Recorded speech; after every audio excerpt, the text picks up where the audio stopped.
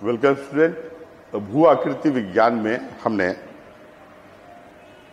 महाद्वीपीय विस्थापन सिद्धांत की चर्चा की थी, प्लेट वर्तिक सिद्धांत की चर्चा की थी, भू संचरण के संदर्भ में चर्चा की थी। आज इस क्लास में एक काफी महत्वपूर्ण टॉपिक्स जो प्रीलिम्स के लिए, प्रीलिम्स जीएस के लिए, मेंस जीएस के लिए के साथ साथ ऑप्शनल पेपर के लिए के भी काफी महत्वपूर्ण हैं। यह टॉपिक्स है interior structure of the earth, पृथ्वी की आंतरिक संरचना, right, interior structure of the earth, getting well ना। तो जैसे इसमें जैसे interior structure of the earth तो प्रीलिम्स के लिए रेलिवेंट है ही, मेंस के लिए भी रेलिवेंट है, लेकिन जो मेंस में जो क्वेश्चन आते हैं वैकल्पिक हिस्सों में, उस क्वेश्चन का फॉर्मेट ये होता है कि discuss the application of seismic wave in the determination of interior structure of the earth. पृथ्वी के आंतरिक संरचना के निर्धारण में भूकंप तरंगों की भूमिका स्पष्ट करें। इट इज क्लियर ना, राइट। पृथ्वी के आंतरिक संरचना के निर्धारण में भूकंप तरंगों की भूमिका स्पष्ट करें। Discuss the application of seismic wave in the determination of interior structure of the earth. Okay, तो देखिए इस टॉपिक को हम लोग डिटेल पर हैं। ओके, दो पार्ट है, एक तो इंटीरियर स्ट्रक्चर के बारे में आपको जानकारी होनी चाहिए, लिखना है, और दूसरी बात महत्वपूर्ण है कि बेसिकली इसमें भूकंप तरंगों का अनुप्रयोग क्या है, सिस्मिक वेव्स का अनुप्रयोग क्या है। तो आपको बतलाते हैं कि भूगोल की वह शाखा जिसमें भूकंप का अध्ययन किया जाता है सिस्मोलॉजी कहलाता है, और सिस्मोग्राफ इंस्ट्रूमेंट के द्वारा भूकंप के मापन किए जाते हैं। सिस्मोग्राफ दो इंस्ट्रूमेंट पर आधारित है, एक रिक्टर स्केल और दूसरा मार्केली स्केल। रिक्टर स्केल भूकंप के इंटेंसिटी एंड एम्पलीट्यूड की व्याख्या करता है, जबकि मार्केली स्केल है ना, मार्केली स्केल विध्वंस के आधार पर भूकंप की माप करता है। और इसके अलावा भी स्केल है जिसको मॉडिफाइड मार्केली स्केल इत्यादि के नाम से जाना जाता है, राइट। तो भूकंप है क्या आपको बता दो, ऐसे सिंपली हम लोग डिफाइन करते हैं कि पृथ्वी के सतह में होने वाले कंपन भूकंप कहलाते हैं। लेकिन तकनीकी रूप से यदि भूकंप को हम लोग परिभाषित करें तो हम लोग इसको, यह परिभाषा बेहतर होगा कि भूकंप भूगर्भ में संचित ऊर्जा का प्रदर्शन है, right. Actually earthquake is the manifestation of energy stored in the interior part of the earth, getting well ना। और आपको बतला दें कि पृथ्वी के अंदर है ना, पृथ्वी के अंदर बहुत सारे है ना, पृथ्वी के अंदर रेडियोधर्मी तत्वों के वितरण पाए जाते हैं, और यह वितरण असमान है, जिसके कारण कहीं रेडियोधर्मी तत्व की अधिकता होती है और कहीं रेडियोधर्मी तत्व जो है वो कम पाए जाते हैं, गेटिंग वेल ना। कहीं रेडियोधर्मी तत्व की अधिकता और कहीं कम। तो मान लीजिए कि यह क्षेत्र है जहां high amount of radio active element उपस्थित है, तो यहां से निम्न तापमान वाले क्षेत्रों में ऊर्जा का प्रवाह होता है, क्योंकि आप जानते हैं कि ऊर्जा का प्रवाह उच्च तापमान से निम्न तापमान वाले क्षेत्रों की ओर होता है। तो यहां से जो ऊर्जा का प्रवाह होगा, राइट, इसके कई स्वरूप है, कई फॉर्म है। जैसे इसमें एक वेव, कई वेव के रूप में ऊर्जा का प्रवाह होता है, और इस वेव्स को सिस्मिक वेव या भूकंप तरंगे कहते हैं। इसमें एक वेव है प्राइमरी वेव, दूसरा वेव जो है वो सेकेंडरी वेव है, तीसरा वेव है एल वेव, लॉन्ग वेव और सरफेस वेव। तो मुख्यतः तीन प्रकार के सिस्मिक वेव ओरिजिनेट करते हैं, और जिस बिंदु से वो ओरिजिनेट करते हैं उसको हम फोकस कहते हैं। और पृथ्वी फोकस के ठीक ऊपर पृथ्वी का जो भाग है उसको हम ईपी सेंटर के नाम से, अधिकेंद्र के नाम से पुकारते हैं। फोकस क्या है ये समझ में आ गया ना। फोकस पृथ्वी के आंतरिक भाग का वह बिंदु है जहां से भूकंपीय तरंग निकलती है, ओके। और फोकस के ठीक ऊपर पृथ्वी के सतह पर जो भाग है उसको हम ईपी सेंटर के नाम से, अधिकेंद्र के नाम से जानते हैं, ओके। और प्राइमरी वेव के तीन भाग हैं, एक पी, दूसरा है ना, एक प्राइमरी वेव सिंपली, दूसरा पीजी वेव और एसजी वेव, गेटिंग वेल ना। मैंने पीजी वेव और P star wave, PG wave और P star wave, P star है ना, P star wave, P star wave, getting well ना। इसको हम पी ग्रुप ऑफ वेव कहते हैं। सेकेंडरी वेव में, एस वेव में आप देखिए कि एक तो एस है, उसका एस जी है, और तीसरा पर्टिकुलरली एस स्टार वेव है, गेटिंग वेल। और तीसरे वर्ग में एल वेव हैं, जिसको हम एस वेव के नाम से भी जानते हैं। एल वेव का मतलब है कि लॉन्ग वेव, और इसी का नाम है सरफेस वेव। Getting well? देखिए, प्राइमरी और सेकेंडरी को बॉडी वेव कहते हैं, body wave, right, body wave कहते हैं, बिकॉज यह पृथ्वी के आंतरिक भाग में गमन करता है, इसलिए इसको बॉडी वेव कहते हैं। और एल वेव को सरफेस वेव इसलिए कहते हैं कि यह अपर क्रस्टल पार्ट में इसके गमन होते हैं, that's why it is referred to as surface wave. Getting well ना? तो देखिए, प्राइमरी, सेकेंडरी और सरफेस वेव में विशेषता क्या है, इस दोनों के बारे में तो हम लोग समझ चुके हैं कि ये पृथ्वी के अंदर प्रवेश करेगा, इसलिए इसको बॉडी वेव कहेंगे। और एल वेव चूंकि सरफेस के ऊपरी भाग में रहेगा, इसलिए इसको हम सरफेस वेव कहते हैं। Getting well? अब प्राइमरी वेव सॉलिड, लिक्विड और गैसियस, लिक्विड और गैसियस तीनों माध्यम में गमन करते हैं। Getting well? Right, it propagate in solid, liquid and gaseous medium, number 1। दूसरी बात कि इसके ये लॉन्गिट्यूडनल वेव है, लॉन्गिट्यूडनल वेव, जैसे साउंड वेव की इसमें प्रकृति है, साउंड वेव की प्रकृति है, अर्थात भूकंप के दौरान जो हिसिंग साउंड सुनाई देते हैं वह मुख्य रूप से प्राइमरी वेव के प्रोपागेशन के कारण ही है। और प्राइमरी वेव सॉलिड, लिक्विड और गैसेस तीनों माध्यमों में गमन करते हैं। और इसकी तीसरी विशेषता है कि इसकी वेलोसिटी जो है माध्यम के घनत्व के समानुपाती होता है, मतलब velocity is proportional to the density of the medium. क्या है ये समझ में आ रहा है ना? फिर आप देखिए, दूसरे कैटेगरी में एस वेव है, इसमें एस, एस जी और एस स्टार वेव है। तो देखिए, यह वेव मात्र सॉलिड मीडियम में प्रोपागेट करता है, लिक्विड और गैस में प्रोपागेट नहीं करता। गेटिंग वेल ना? राइट, यह ट्रांसवर्स वेव है, ट्रांसवर्स वेव। गेटिंग वेल ना? इसकी क्या विशेषता है कि एक तो it can propagate only through the solid medium, ये ठोस माध्यम में ही गमन करेगा, लिक्विड और गैस में ये गमन नहीं करेगा, और ये ट्रांसवर्स वेव है, राइट। और इसकी भी वेलोसिटी जो है ना, वेलोसिटी, राइट, वो velocity is proportional to the density of the medium. इसका ये कॉमन कैरेक्टर दोनों में है, ओके। और यह कैरेक्टर सेकेंडरी वेव में भी है, ये एल वेव में भी है। देखिए, एल वेव पृथ्वी क्रस्ट के ऊपरी भाग में गमन करते हैं, इसलिए इसको सरफेस वेव कहा जाता है। और इसमें भी वेलोसिटी इसकी डेंसिटी के समानुपाती होता है। स्पष्ट है कि तीनों में मौलिक रूप से जो अनुप्रयोग यहां पर होंगे कि प्राइमरी वेव सॉलिड, लिक्विड और गैसेस तीनों माध्यम में गमन करेंगे। Getting well? और ये इसकी गति माध्यम के घनत्व के समानुपाती होता है। दूसरे जो वेव है एस वेव, यह मात्र सॉलिड मीडियम में चलेगा, लिक्विड और गैसियस माध्यम में नहीं गमन करेगा। ये राइट है ना? ये लिक्विड और गैसियस माध्यमों में इसके गमन होंगे, नहीं गमन होंगे, राइट, और गमन नहीं होंगे। और इसके पर्टिकुलरली इसकी गति भी माध्यम के घनत्व के समानुपाती होती है। और तीसरे पर्टिकुलरली वेव जो है, जिसको हम एल वेव या सरफेस वेव के नाम से पुकारते हैं, ओके। तो सॉलिड, लिक्विड, प्राइमरी, सेकेंडरी और सरफेस वेव तीन वेव है ना, क्लियर हुआ? अब देखिए, बेसिक रूप से इस तीनों वेव के बारे में हम अप्लाई करें, राइट। जैसे प्राइमरी वेव के दो गुण, जैसे प्राइमरी वेव है ना, सॉलिड, लिक्विड और गैस तीनों माध्यमों में चलेंगे, इसका अनुप्रयोग हम लोग करेंगे। और दूसरे गुण की वेलोसिटी और डेंसिटी में समानुपाती संबंध है, इसके अनुप्रयोग होंगे। सेकेंडरी वेव सिर्फ सॉलिड मीडियम में चलता है, लिक्विड और गैस में नहीं चलता। और साथ ही साथ इसकी वेलोसिटी माध्यम के डेंसिटी के समानुपाती होती है, यह भी दूसरे महत्वपूर्ण गुण है। और एल वेव के बारे में जो एप्लीकेशन यहाँ पर हम लोग करेंगे कि velocity is proportional to density of the medium. Getting well? अब देखिए, अब बेसिक रूप से क्या है कि वैज्ञानिकों ने प्राइमरी वेव, सेकेंडरी वेव और सरफेस वेव का अध्ययन पृथ्वी के आंतरिक भागों में या पृथ्वी के विभिन्न क्षेत्रों में है ना अध्ययन करने का प्रयास किया। और उन्होंने यह पाया कि बेसिक रूप से आप देखिए प्राइमरी वेव के क्या कैरेक्टर है कि जब प्राइमरी वेव के अध्ययन किए गए तो देखा गया कि पृथ्वी के सतह से 100 किलोमीटर की गहराई के बीच, सपोज ये एग्जैक्ट नहीं है, एक एग्जांपल देखिए हम बतला दें कि इसकी गति 5 किलोमीटर पर सेकंड है, ओके। जैसे ही ये 100 किलोमीटर से अंदर गई है ना, 2900 किलोमीटर के मध्य तक इसकी गति 7 किलोमीटर पर सेकंड हो गई। और इसके बाद इसकी गति 7 to 9 किलोमीटर पर सेकंड हो गई। Getting well? एक एग्जांपल दे रहे हैं, यहाँ 6400 किलोमीटर है। गेटिंग वेल ना?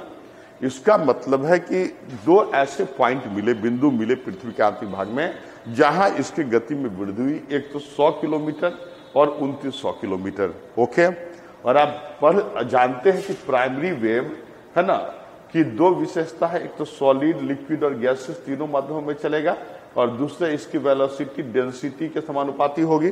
गेटिंग वाला? तो ऐसी स्थिति में है ना ये यहाँ 100 किलोमीटर के बाद इसकी गति में वृद्धि हुई, पुनः 2900 किलोमीटर के बाद इसकी गति में वृद्धि हुई, अर्थात है ना हम कह सकते हैं कि पृथ्वी अलग अलग घनत्व वाले 3 सकेंद्रीय गोलों का बना हुआ है। ये ए है, ये बी है और ये सी है। क्लियर ना? अपर जो पार्ट है ए है ना, यहाँ इसकी गति 5 किलोमीटर पर सेकंड, दूसरे भाग में इसकी गति 7 किलोमीटर पर सेकंड और तीसरे भाग में इसकी गति 9 किलोमीटर पर सेकंड है।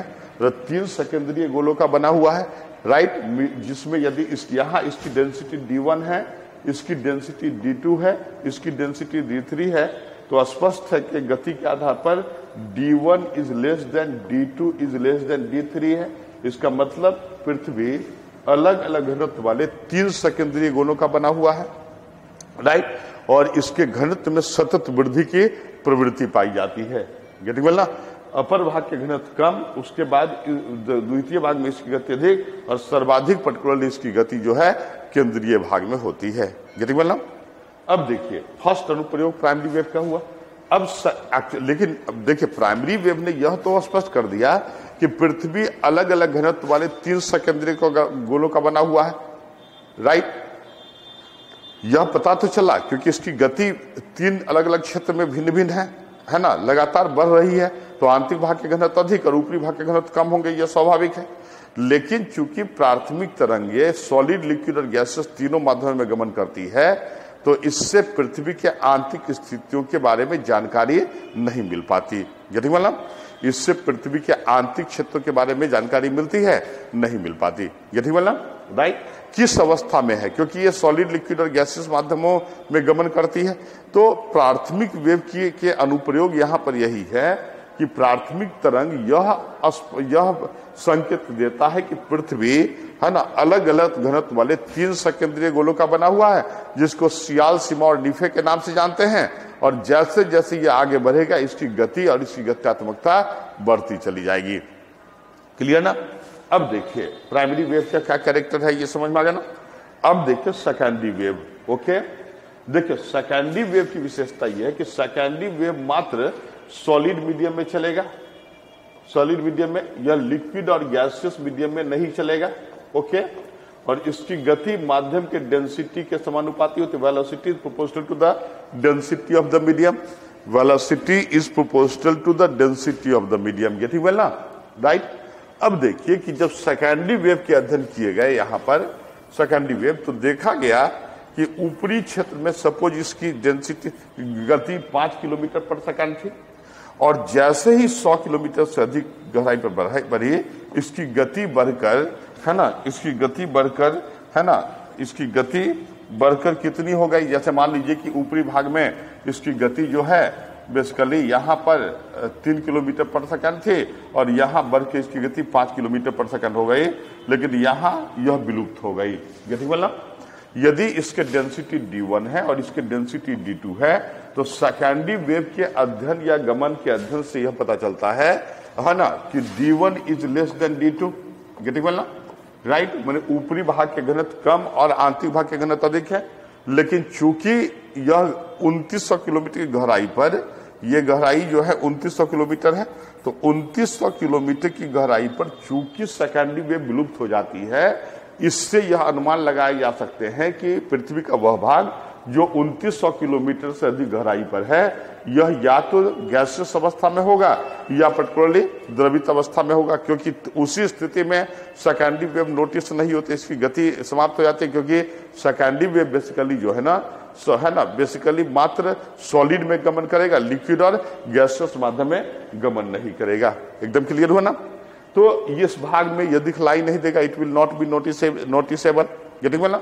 अब देखिए है ना, तो यह पता चल गया कि पृथ्वी के आंतरिक भाग है ना लिक्विड अवस्था में है, या क्योंकि जैसे देखिए इससे यह पता चलता है कि चाहे यह गैसियस होगा या लिक्विड होगा, क्योंकि गैसेस से लिक्विड में ही सेकेंडरी वेव के गमन नहीं है। लेकिन चूंकि पृथ्वी के आंतरिक भाग में दबाव इतने अधिक हैं कि पदार्थ गैसेस अवस्था में नहीं पाए जा सकते, तो वो लिक्विड फॉर्म में होगा।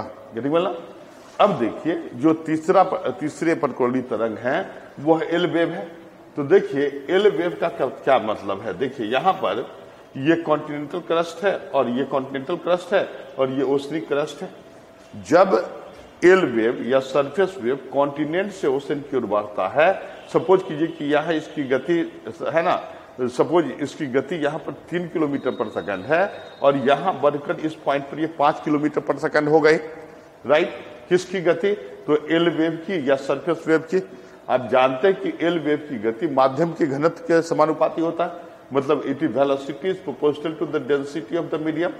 ओके, तो इसका मतलब कि यदि कॉन्टिनेंटल पार्ट की डेंसिटी d1 है और इसकी डेंसिटी d2 है, तो d1 is less than d2। और इस आधार पर हम लोग यह कहते हैं कि कॉन्टिनेंटल पार्ट सियाल के द्वारा निर्मित है, जिसके घनत्व 2.7 ग्राम पर क्यूबिक सेंटीमीटर है, जबकि ओशनिक पार्ट सीमा के द्वारा निर्मित है, जिसके घनत्व 3 ग्राम पर क्यूबिक सेंटीमीटर है। गेटिंग वेल ना। तो इस आधार पर हम इन तरंगों के अनुप्रयोग के आधार पर हम पृथ्वी के 3 सेकंड के आंतरिक संरचना के बारे में डिटेल करते हैं। गेटिंग वेल ना। देखिए पृथ्वी 3 सेकेंडरीय गोलों का बना हुआ है, स्पष्ट हो गया। यदि इसको हम सेक्शन में काटे है ना, ये क्रॉस सेक्शन काटे पृथ्वी का, तो एक फर्स्ट, ये सेकंड, ये थर्ड है। देखिए ये फर्स्ट, ये सेकंड और ये पर्टिकुलरली थर्ड है। गेटिंग वेल ना। ये 100 किलोमीटर, यह 2900 किलोमीटर, ये पर्टिकुलरली 6400 किलोमीटर है। Getting well, right. यहां पर देखिए इसका नाम है सियाल, राइट। इसको क्रस्ट के नाम से भी जानते हैं, इसको लिथोस्फीयर के नाम, स्ट्रेटम के नाम से भी जानते हैं, इसको लिथोस्फीयर के नाम से भी जानते हैं। इससे granitic layer, GRANITIC, granitic layer के नाम से भी जानते हैं। और इसके घनत्व 2.7 ग्राम पर क्यूबिक सेंटीमीटर होते हैं। कितना होता है? 2.7 ग्राम पर क्यूबिक सेंटीमीटर, राइट। क्या क्या नाम है? तो सियाल है, क्रस्ट है, स्ट्रेटम है, लिथोस्फीयर है, ग्रेनाइटिक लेयर है। ओके। और आपको बतला दे कि सियाल कॉन्टिनेंट का फर्स्ट सतह है, लेकिन ओशन में यह ऑलमोस्ट एब्सेंट होता है। Okay, because you see in oceanic region this is the character, है ना, दिस इज द करेक्टर। मतलब ओशनिक रीजन में यह उपस्थित होता है, ओशनिक रीजन में यह पर्टिकुलरली उपस्थित नहीं होता है। गेटिंग वेल ना। क्या है ये समझ में आ गया ना। अब देखिए सेकेंड जो जोन है, इसमें सिलिकॉन और मैग्नीशियम के दिशा, इसलिए इसको सीमा कहते हैं, सीमा, है ना। इसको पर्टिकुलरली मेंटल के नाम से भी जानते हैं, इसको मेंटल भी कहते हैं, या इसको मदर ऑफ मैग्मा भी कहते हैं, क्योंकि मैग्मा के जनन यही होते हैं। इसको बेसाल्टिक लेयर के नाम से, BASALTIC, बेसाल्टिक लेयर के नाम से भी जानते हैं, या इसको बेसिक लेयर के नाम से भी जानते हैं, बेसिक लेयर। और इसका सामान्य घनत्व जो है 3 ग्राम क्यूबिक पर सेंटीमीटर है। गेटिंग वेल ना। 3 ग्राम क्यूबिक पर सेंटीमीटर। तो ये पर्टिकुलरली सीमा की स्थिति है। गेटिंग वेल ना। और जो इंटीरियर पार्ट है इसका नाम है नीफे, बिकॉज नीफे का मतलब है निकेल और आयरन की अधिकता है, और इसको कोर के नाम से भी पुकारते हैं, नीफे या कोर के नाम से इसको पुकारते हैं, राइट। तो ऊपरी भाग सियाल, दूसरा है सीमा, तीसरा है नीफे। नीफे को कोर के नाम से पुकारते हैं। अब यहां पर एक बात स्पष्ट कर दें, देखिए सियाल का ऊपरी भाग, जिसका विस्तार 100 से 200 किलोमीटर के मध्य है, 100 से 200 किलोमीटर के मध्य है ना। इस क्षेत्र को ZLV या जोन ऑफ लो वेलोसिटी के नाम से, या एस्थेनोस्फीयर के नाम से, ASTHENOSPHERE, एस्थेनोस्फीयर या दुर्बलता मंडल के नाम से जानते हैं। इसका मतलब कि पृथ्वी का आंतरिक भाग, जिसका विस्तार 100 से 200 किलोमीटर के मध्य है औसतन, इसको किस नाम से पुकारते हैं? इसको दुर्बलता मंडल के नाम से पुकारते हैं। दुर्बलता मंडल को जोन ऑफ लो वेलोसिटी इस कारण कहा जाता है कि इस क्षेत्र में भूकंप तरंगों की गति इस रिमेनिंग पार्ट ऑफ सीमा से कम होती है, अपेक्षित रूप से सापेक्षिक रूप से कम होती है, और माना यह जाता है कि यह द्रवित प्लास्टिक फॉर्म में होने के कारण इसकी गति इस क्षेत्र में कम है। क्लियर हो ना, इसकी गति इस क्षेत्र में कम है। That's why it is referred to as zone of low velocity और एस्थेनोस्फीयर। Getting well? अगेन देखिए, सीमा के आंतरिक भाग जिसका विस्तार 300 से 700, ये 300 है और ये 700 है, जिसका विस्तार 300 से 700 किलोमीटर के मध्य है, राइट। इसका पता, इसके बारे में बेनियोफ नामक वैज्ञानिक ने कहा था कि इस क्षेत्र के तापमान इतने अधिक हैं कि जब भी कोई चट्टान इस क्षेत्र में प्रवेश करेगी वह द्रवित होकर मैग्मा का स्वरूप प्राप्त कर लेगी। इसलिए इस क्षेत्र को, है ना, हम लोग दुर्बल, इस क्षेत्र को बेनियोफ जोन के नाम से, BENIOFF, बेनियोफ जोन के नाम से पुकारते हैं। क्लियर हुआ ना? बेनियोफ जोन कहां से कहां तक है? तो बेसिकली 300 से 700 किलोमीटर के मध्य है, मतलब it is the part of Seema existing between 300 to 700 kilometre, and since the temperature of this zone is high enough that it causes the melting of the rock, इसलिए इसको हम लोग बेनियोफ जोन के नाम से, चूंकि वैज्ञानिक बेनियोफ ने इसको आइडेंटिफाई किया, इसलिए इसको बेनियोफ मंडल के नाम से पुकारते हैं। स्पष्ट हुआ? राइट। इसका मतलब कि सीमा में दो महत्वपूर्ण भाग, एक ऊपरी भाग दुर्बलता मंडल है जिसको हम एस्थेनोस्फीयर या जोन ऑफ लो वेलोसिटी के नाम से जानते हैं, और इसका विस्तार बेसिकली 100 से 200 किलोमीटर के मध्य है, और दूसरे भाग जिसके विस्तार 300 से 700 किलोमीटर है, इसको पर्टिकुलरली बेनियोफ मंडल के नाम से जानते हैं। गेटिंग वेल ना? इसका क्या नाम दिया गया? बेनियोफ जोन के नाम से पुकारा गया। Getting well? अब देखिए, जो तीसरे भाग है निफे, इसके बारे में हम लोग चर्चा करें। देखिए, जो निफे है ना, जो तीसरा भाग है बेसिकली, है ना, interior part of the earth, जो most interior, innermost part of the earth आप कह सकते हैं, it is referred to as NIFE. NIFE को कोर के नाम से भी जानते हैं, और इसके औसत घनत्व 7 से 9 ग्राम पर क्यूबिक सेंटीमीटर होता है, राइट। 7 to 9 ग्राम पर क्यूबिक सेंटीमीटर होता है, राइट। देखिए, यह क्षेत्र जो है यही है ना, 2900 किलोमीटर, और ये केंद्र पर जो कोर है, यह बेसिकली जो है ना, कोर जो है वह बेसिकली, है ना, कितनी गहराई पर है? तो कोर पर्टिकुलरली जो है 6400 किलोमीटर की गहराई पर है। गेटिंग वेल ना? तो 2900 से 6400 किलोमीटर की गहराई वाले क्षेत्र जो है उसको चाहे तो निफे कहें या कोर कहें, और इसमें आपको बता दें कि 2900 से 5100 किलोमीटर के बीच की जो क्षेत्र है इसको अपर कोर कहते हैं, और 5100 से 6400 किलोमीटर को लोअर कोर के नाम से जाना जाता है। स्पष्ट हो गया ना? 2900 से 5100 किलोमीटर अपर कोर है, 5100 से 6400 किलोमीटर लोअर कोर है। क्या है ये समझ में आ गया ना? राइट। अपर कोर और लोअर कोर समझ में आ गया ना? यहां पर आप स्पष्ट कर दे, माने this is upper core and lower core. Getting well? अब देखिए, अपर कोर जो है, यह इसके बारे में कहा जाता है कि यह लिक्विड फॉर्म में है, और इसमें उच्च विद्युत चालकता वाले पदार्थ की उपस्थिति जो है पृथ्वी के मैग्नेटिक प्रॉपर्टी का कारण है, राइट। पृथ्वी के कुल चुंबकीय गुण का 95% भाग अपर कोर के कारण ही। आप फिजिक्स का लॉ जानते हैं कि यदि किसी विद्युत चुंबक पदार्थ को द्रव में डुबाकर मूव करवाया जाए तो magnetic line of force develop करता है। गेटिंग वेल ना? तो यहां उच्च विद्युत चालकता वाले पदार्थ की उपस्थिति ही पृथ्वी को चुंबकीय गुण प्रदान करते हैं। गेटिंग वेल ना? और यह किस अवस्था में है? लिक्विड अवस्था में है, और this is the main cause of magnetic property of the earth which is also referred to palaeomagnetism. Getting well ना? और जो आंतरिक भाग है जो 5100 से 6400 किलोमीटर है, इसको लोअर कोर के नाम से जानते हैं। यह सॉलिड अवस्था में है, और इसको मेटेलिक न्यूक्लियस के नाम से पुकारते हैं, धात्विक नाभि के नाम से भी पुकारते हैं। क्लियर हुआ? इसको किस नाम से पुकारते हैं? मेटेलिक न्यूक्लियस के नाम से पुकारते हैं। गेटिंग वेल ना? और मेटेलिक न्यूक्लियस के नाम से पुकारते हैं, और इससे, है ना, यह ठोस अवस्था, मतलब देखिए आप यहां पर समझिए, और ये ठोस अवस्था में है, और इनर कोर जो है ना, इनर या लोअर कोर, यही पृथ्वी के गुरुत्वाकर्षण बल का कारण है, जिसका वैल्यू 9.8 है। गेटिंग वेल ना? यहां पर एक बात स्पष्ट कर दे कि अपर कोर इसलिए द्रवित अवस्था में है यहां टेम्परेचर प्रेशर को डोमिनेट करता है, बल्कि इनर कोर इसलिए सॉलिड अवस्था में है कि यहां प्रेशर टेम्परेचर को डोमिनेट करता है। एकदम क्लियर हुआ ना? That's why they exist in different state. Getting well ना?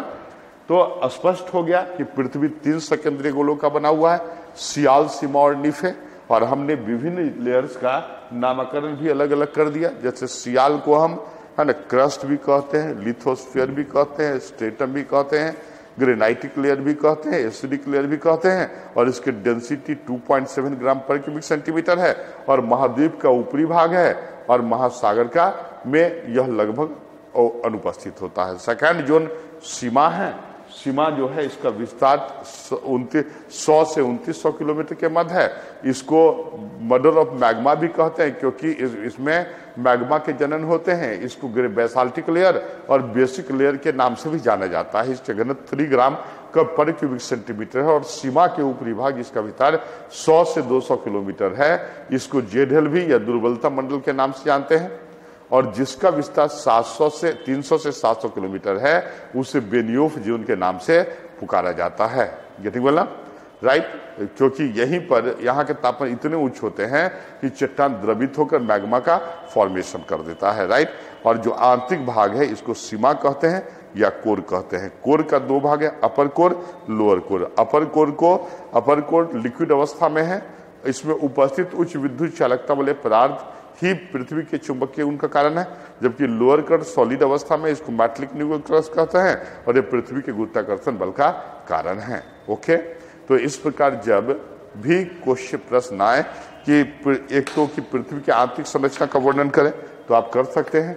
यदि प्रश्न इस प्रकार के आए कि पृथ्वी के आंतरिक संरचना के निर्धारण में भूकंप तरंगों के अनुप्रयोग को स्पष्ट करें, application of seismic wave in the determination of interior structure of the अर्थ, तब भी आप बेहतर ढंग से इस प्रकार के प्रश्नों के उत्तर कर सकते हैं। Best of luck.